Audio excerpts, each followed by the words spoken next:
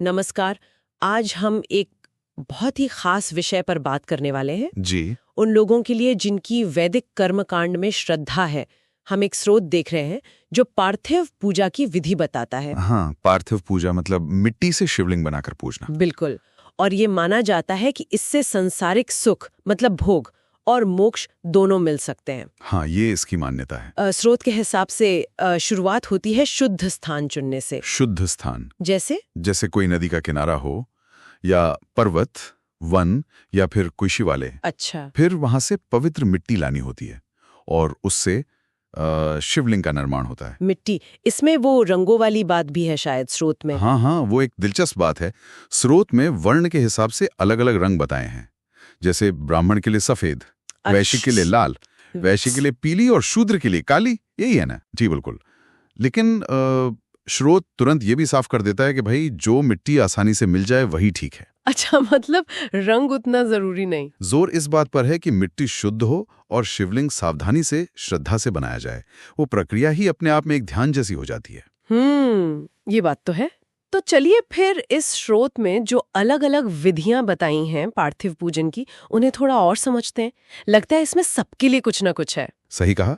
कई तरीके हैं। एक तो है काफी विस्तृत वैदिक विधि। अच्छा। उसमें तो बहुत से चरण हैं, जैसे ओम नमः शिवाय से पहले सामग्री शुद्ध करना। हाँ। फिर खास वैदिक मंत्रों से आवाहन, आसन देना, स्नान कराना। स्नान में शायद वो पंचामृत वाला भी है ना, दूध दही घी। हाँ, बिल्कुल।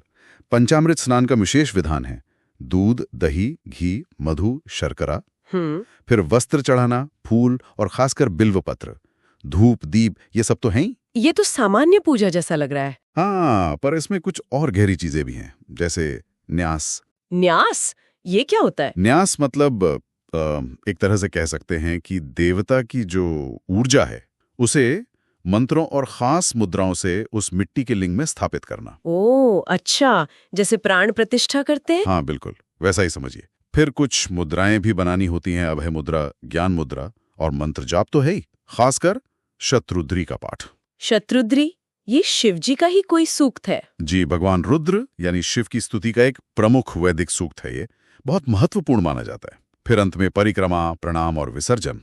बाप रे, ये तो सच में काफी विस्तृत और नियम वाली प्रक्रिया है। शायद सबके लिए मुमकिन ना हो इतना सब करना। बिल्कुल। और इसीलिए स्रोत ने एक संक्षिप्त वैदिक विधि दी है। अच्छा, वो कैसी है? उसमें मुख्य काम मिट्टी लाना, जल मिलाना, लिंग बनाना, आवाहन, स्थापना, ये सब कुछ खास वैदिक मंत्रों से संक्षेप में कर लेते हैं। कौन से मंत्र? है ना, सदोजात, वामदेव, अघोर, तत्पुरुष, ईशान, इनके साथ। अच्छा, तो ये उनके लिए जो वैदिक रीति से करना चाहते हैं पर शायद समय कम हो। हाँ, या साधन सीमित हो। और क्या इससे भी कोई आसान तरीका है बिल्कुल आम लोगों के लिए? हाँ बिल्कुल है। एक सबसे सरल विधि भी बताई गई है, वो तो कोई भी कर सकता है। उसमें भगवान शिव के 8 नामों का इस्तेमाल होता है। 8 नाम कौन कौन से? हर, महेश्वर, शंभु, शूलपाणी, पिनाक धृक। स्रोत में इसे पिनाग लिखा है। पिनाग, शायद लिखने में कुछ गड़बड़ हुई होगी, पिनाग धृक ही होगा। हाँ, संभव है। फिर शिव, पशुपति और महादेव, ये 8 नाम। तो इन नामों से पूजा कैसे होती है? बहुत सरल है। हर नाम एक क्रिया से जुड़ा है। जैसे ओम हराय नमः बोला और मिट्टी ले आए। अच्छा। ओम महेश्वराय नमः से लिंग बना लिया। ओम शंभुवे नमः से प्रतिष्ठा कर दी। ओम शूलपाणीये नमः से आवाहन। ओम पिनाघृते नमः या पिनाकधृते नमः से स्नान। ओम शिवाय नमः से बाकी पूजा सामग्री चढ़ा दी। और फिर ओम पशुपते नमः से क्षमा मांग ली, कोई भूल चूक हुई हो तो। और आखिर में ओम महादेवाय नमः कह के विसर्जन कर दिया। अरे वाह, ये तो बहुत ही सीधा और भावपूर्ण तरीका है। इसमें विधि से ज्यादा भक्ति पर जोर लगता है। बिल्कुल। हर नाम में शिव की एक शक्ति का आवाहन है। ये पूरी तरह भक्ति पर केंद्रित है। और भक्ति को गहरा करने के लिए ध्यान का भी तो महत्व बताया होगा। हाँ, निश्चित रूप से। स्तोत्र में शिव के ध्यान के लिए एक बड़ा सुंदर वर्णन है। कैसा? कल्पना करनी है कि शिव कैलाश पर बैठे हैं, पार्वती जी साथ में हैं, रत्न जड़े आभूषण पहने हैं, 4 भुजाएं हैं और चेहरा एकदम शांत, प्रसन्न। वाह! इस रूप का मन में ध्यान करना भी पूजा का ही हिस्सा है।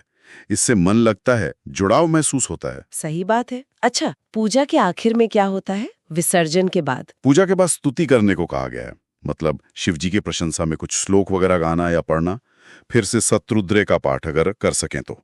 और एक खास प्रार्थना है, वो बहुत जरूरी बताई है। उसमें क्या है? उसमें भक्त न अपनी कमियों को मानता है, कहता है कि हे प्रभु, मुझसे पूजा में जाने अनजाने गलती हो सकती है, मंत्र ठीक से न बोला हो, क्रिया ठीक से न की हो, अच्छा, विधि पूरी न जानता हूं, भक्ति कम हो, पर आप मेरी इस पूजा को स्वीकार कीजिए, मुझे माफ कीजिए। ये पूरी तरह से खुद को सौंप देने वाला भाव है। हाँ, इसमें वो लाइन है ना, मैं जैसा हूँ वैसा ही संपूर्ण भाव से आपका हूँ। ये तो बहुत शक्तिशाली बात है। बिल्कुल, अहंकार छोड़कर पूरी तरह ईश्वर की शरण में जाना, यही इसका सार है। तो कुल मिला के देखें तो ये श्रोत हमें पार्थिव पूजा की एक ऐसी परंपरा दिखाता है जो बहुत लचीली है। हाँ, कोई चाहे तो पूरी विस्तृत वैदिक विधि करें या संक्षिप्त वाली करें या फिर सिर्फ नामों के सहारे बिल्कुल सरल पूजा कर लें। सबके लिए रास्ता है। हाँ, हर स्तर पर भक्ति दिखाने का तरीका है और लक्ष्य एक ही है, शिव जी की कृपा पाना, सांसारिक जीवन में भी और आध्यात्मिक मुक्ति के लिए भी। और ये पूरी प्रक्रिया ही देखिए ना, मिट्टी जैसी साधारण चीज ली, हाँ, और उसे पूजनीय बना दिया। ये हमें प्रकृति और परमात्मा के उस गहरे रिश्ते की भी तो याद दिलाती है। सही कहा, कैसे भक्ति से साधारण चीज भी असाधारण बन जाती है। बिल्कुल। तो चलिए आज की बातचीत को यहीं रोकते हैं, लेकिन श्रोताओं के लिए एक विचार छोड़ जाते हैं। ये जो अपने ही हाथों से पृथ्वी तत्व यानी मिट्टी को लेना, उसे एक रूप देना और फिर उसे पूजना, ये क्रिया अपने आप में बिना किसी बाहरी तामझाम के ध्यान और भक्ति का कितना शक्तिशाली रूप हो सकती है, इस पर सोचिएगा जरूर।